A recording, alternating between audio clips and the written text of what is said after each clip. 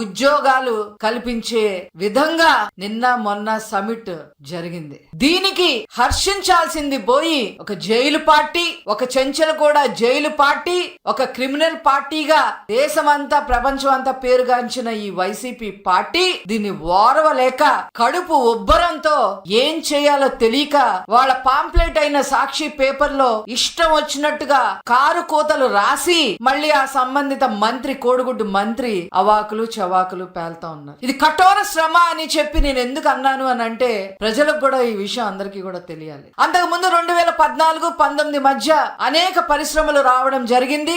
5.5 లక్షల ఉద్యోగాలు యువతకి ప్రత్యక్షంగా నారా చంద్రబాబు నాయుడు గారు కల్పించడం జరిగింది. పరోక్షంగా ఇంకో 5 లక్షల ఉద్యోగాలు కూడా వచ్చాయి అని చెప్పి స్వయంగా ప్రతిపక్షంగా ఉన్న వైసీపీ ఆర్థిక మంత్రి బుగ్గన గారే అసెంబ్లీలో చెప్పడం జరిగింది. అందులో భాగంగానే మరి ఆనాడు నారా చంద్రబాబు నాయుడు గారు లూలు గ్రూప్ ని తీసుకురావడం, ఫ్యాంకిల్ట్రమ్ టెంపుల్టన్ తీసుకురావడం, అమర్ రాజా బ్యాటరీలు వాళ్ళు రావడం, జాకీ కంపెనీలు రావడం, కియా మోటార్స్ రావడం, వీటన్ని కూడా మరి ఆనాడు జరిగాయి. అయితే వచ్చిన ప్రతినిధులందరికీ ఒక బ్రాండ్ అంబాసిడర్ గా నారా చంద్రబాబు నాయుడు గారు, యువ నాయకులు నారా లోకేష్ గారు నిలవడంలో ఏ మాత్రం కూడా అతిశయోక్తి లేదు. ఒక కంపెనీ రావాలి అని అంటే ఈజ్ ఆఫ్ డూయింగ్ బిజినెస్ ఏ కాదు, స్పీడ్ ఆఫ్ డూయింగ్ బిజినెస్ ఏ కాదు, వాళ్ళకి కావాల్సిన మౌలిక సదుపాయాలన్నీ కూడా కల్పించాల్సిన అవసరం ఏ గవర్నమెంట్ కైనా ఉంటది. కల్పించడమే కాకుండా దాని భరోసా కల్పించడం కూడా గవర్నమెంట్ మినిమం రెస్పాన్సిబిలిటీగా ఉంటది.